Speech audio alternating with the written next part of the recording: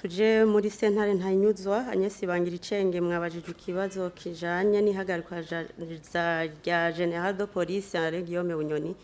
Egide yabajije ati no munsi General de Police Henri Guillaume Bunyoni ari hehe afungiwe mu gipolisi kihe, acabaza kandi ati mu gihe mwamuhagarika mwamwinketse ko iki. Afungiwe mu iperereza, ivyo yagirizwa aragirizwa guhungabanya umutekano w'igihugu, aragirizwa kandi guhungabanya ubutunzi bw'igihugu, aragirizwa kandi n'inyungu z'akazi zidaciye mu mategeko. Umuryango we urashobora kumubona?